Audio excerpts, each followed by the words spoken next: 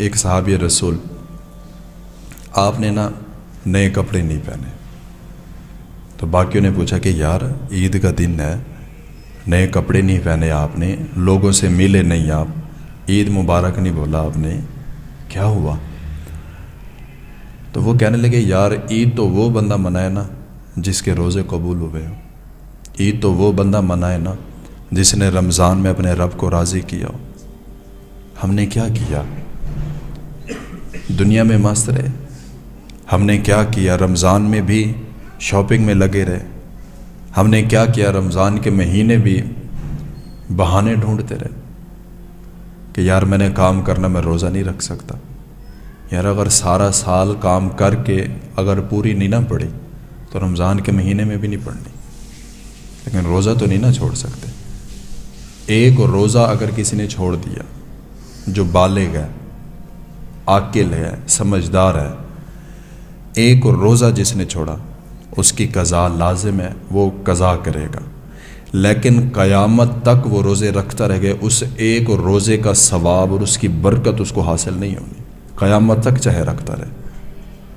ایک روزہ اگر رہ گیا تو جن کے روزے رہ گئے وہ تو ختم، وہ تو اب ان کا نہ ثواب ملے گا اور نہ ہی اس کے مرتبے اور مقام کو وہ بندہ پہنچ سکے گا، چاہے ساری زندگی لگا رہے، وہ تو نقصان ہو گیا۔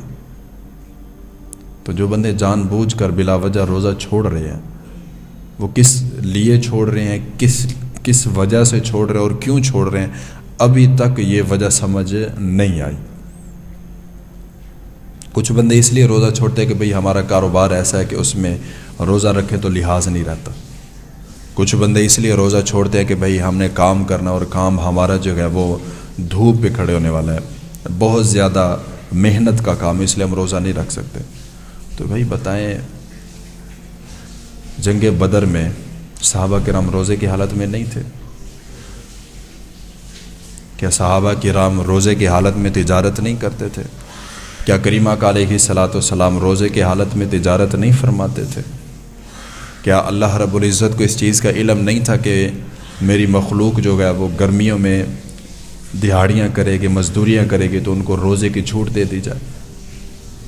اللہ تعالیٰ سب جانتا ہے، اس کے باوجود بھی رب تعالیٰ نے فرمایا کہ روزہ ہر مسلمان عاقل بالغ پر فرض ہے، بس بات ختم۔ حضور پاک علیہ الصلاۃ والسلام نا خطبہ دے رہے تھے جمعہ کا، اب دیکھیں کہ کتنا صحابہ کرام کے اندر جذبہ ایمانی تھا۔ حضور پاک علیہ الصلاۃ والسلام نا خطبہ دے رہے تھے، خطبہ دیتے ہوئے نا آپ نے فرمایا کہ بیٹھ جاؤ۔ جو صحابی جہاں جہاں پہ تھا وہ ادھر ہی بیٹھ گیا۔ یہ نہیں کہ حضور پاک علیہ الصلاۃ والسلام نے مسجد میں بیٹھے صحابہ کرام کو فرمایا ہوگا، نہیں، بلکہ جو صحابی جہاں پہ تھا وہ ادھر ہی بیٹھ گیا۔ بلکہ یہاں تک ملتا ہے کہ ایک صحابی رسول اپنے گھر سے نکلنے لگے تھے، آواز کان میں پڑی نا کہ حضور پاک علیہ الصلاۃ والسلام نے فرمایا بیٹھ جاؤ، تو وہ صحابی رسول اپنے گھر کے دروازے میں ہی بیٹھ گئے۔ بھائی جب کریمہ کا علیہ الصلاۃ والسلام نے فرما دیا کہ بھائی یہ کام کرنا ہے تو کرنا ہے، پھر اس کو چھوڑنا نہیں، پھر دنیا کی رنگینیوں میں مست نہیں ہونا، پھر اپنے آپ کو دنیا میں مصروف نہیں کرنا۔ کریمہ کا علیہ الصلاۃ والسلام نے فرمایا قیامت کے روز نا اللہ رب العزت ایک عورت کو لوگوں کے سامنے پیش کرے گا، ایک عورت نیلی شکل والی عورت کو نا اللہ رب العزت لوگوں کے سامنے پیش کرے گا، جس کی بڑی بڑی آنکھیں ہوں گی اور اس کے یہ سامنے والے دانت جو ہے نا یہ باہر کو نکلے ہوئے ہوں گے۔ تو اللہ رب العزت فرمائے گا لوگوں کو، ہاں بھی بتا، اس کو کوئی جانتا ہے؟ اس کو کوئی پہچانتا ہے؟ کیا اس کے ساتھ کسی کا کوئی تعلق یا کوئی رشتہ یا کوئی جان پہچان ہے؟ بندے آگے سے عرض کریں گے باری تعالیٰ الامان والحفیظ، ہم نہیں جانتے اس کو، یہ کون ہے؟ ہم اس کو نہیں جانتے یہ کون ہے۔ اللہ تعالیٰ کی پناہ مانگتے گئے اس کی صحبت سے کہ ہم اس کے ساتھ ہی بیٹھے ہوں، ہم تو اس کو جانتے ہی نہیں، ہم نے اس کو کبھی دیکھا ہی نہیں، اتنا ڈراؤنی شکل ہے، اس کے ساتھ کون تعلق رکھے گا؟ تو پتہ ہے کریمہ کا علیہ الصلاۃ والسلام نے کیا فرمایا؟ پھر رب تعالیٰ فرمائے گا کہ اے بندو، آج اس عورت سے جسے تم ڈر رہے ہو، خوف زدہ ہو رہے ہو، تم کہہ رہے ہو کہ ہمارا کوئی تعلق نہیں. پتہ یہ کون ہے؟ یہ کوئی اور نہیں، یہ دنیا ہے. یہ وہی دنیا ہے جس کے ساتھ تم محبت کرتے تھے.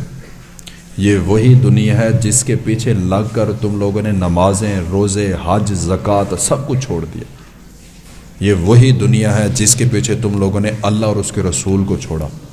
یہ وہی دنیا ہے. آج لگاؤ اس کو گلے. ایک اور حدیث میں ملتا ہے کہ کریمہ علیہ الصلوۃ والسلام نے فرمایا دنیا کو رب تعالیٰ توق کی صورت میں نا اس بندے کے گلے میں ڈال دے گا جو دنیا سے محبت کرتا ہوگا. پھر وہ اسے جان چھڑائے گا، کہے گا باری تعالیٰ مجھے اس سے محفوظ فرما، اس سے مجھے چھٹکارا عطا فرما. کہ رب تعالیٰ فرمائے گا نہیں، دنیا میں تو بڑی محبت کرتا تھا اس سے. جب تو زندہ تھا تب تو کہتا تھا کہ یہی میرا سب کچھ ہے. اب کیوں دور بھاگتا ہے؟ اب کیوں اس سے پناہ مانگتا ہے؟ اب کیوں ڈر رہا ہے؟ اب اس کو گلے لگا. یہ تیری وہی دنیا ہے جس کے پیچھے تو نے اللہ اور اس کے رسول کو بھلا رکھا تھا.